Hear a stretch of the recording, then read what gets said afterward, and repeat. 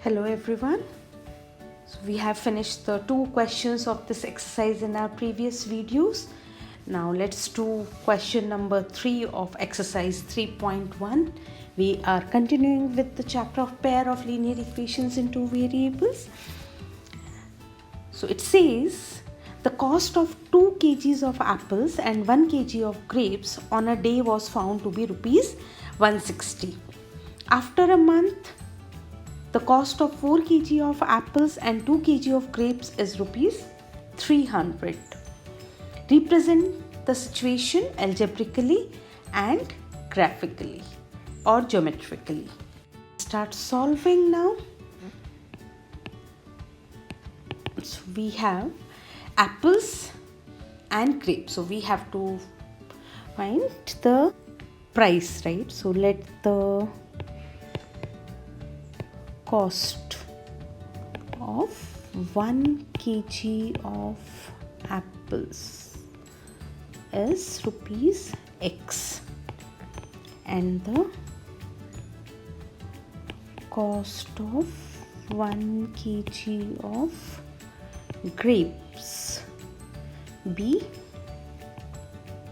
rupees Y.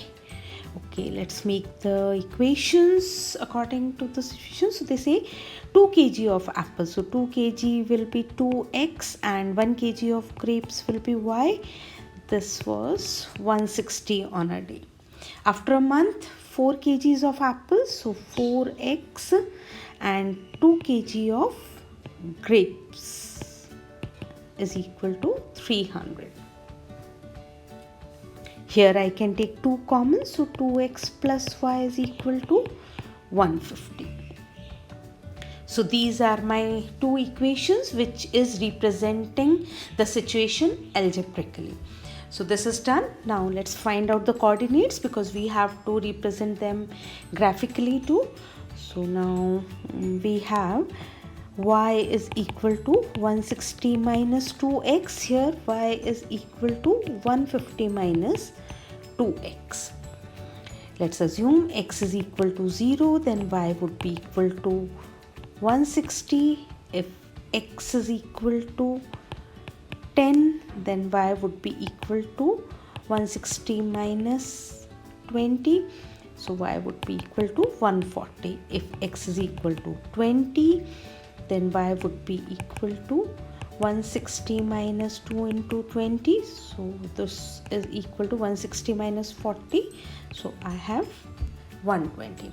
Okay, let's go to this equation. If x is equal to 0, then y would be equal to 150.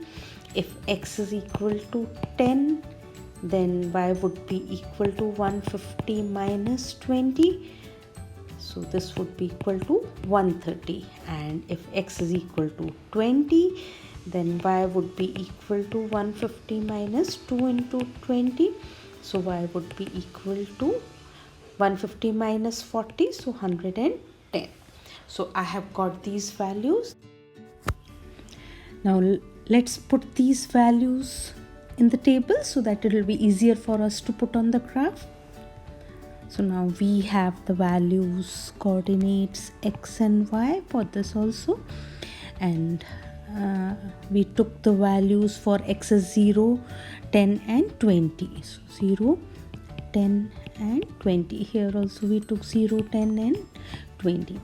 Now the corresponding of values of y we got as 160, 140, 160, 140 and 120. Here we got as 150, 130 and 110. Now let's put these values, coordinates on the graph. Here is my graph paper.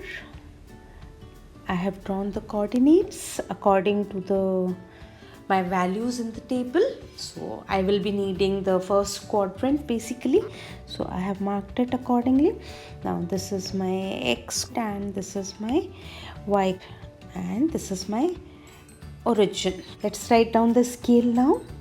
So scale I can take different for both axes. Scale for x axis I will take as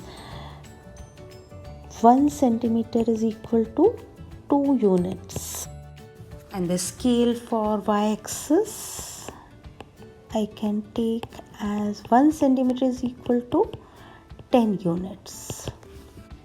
So let's mark on the graph. Now this is equal to 2 and this is equal to 4, then I have 6 and then 8 and then this would be 10, 12, 14 and 16, 18, 20, this would be 22. So that's enough. I think we need till 20. This would be like -2, this would be like -4, and for y-axis we took the scale as 10 units, so this would be 10, 20, 30, 40, 50, 60, 70, 80, 90, 100, 10, 20, 130, 150, 160, 170. So then on this side it will be -10, this would be -20 and -30 and so on. So we have marked all my scale. Let's start marking for my coordinates for the first equation. So the coordinates of the first equation is 0 and 160. So x is my 0 and y is equal to 160. So this would be my point. Then I have 10 and 140. So this is 10 and if I go above this would be 140. So 10 and 140. Then I have 20 and 120. Okay, this is 20 and 120 would be here. So this is my 20 and 120. So I have marked these points. Let's join these points to get the line. This line is 2x plus y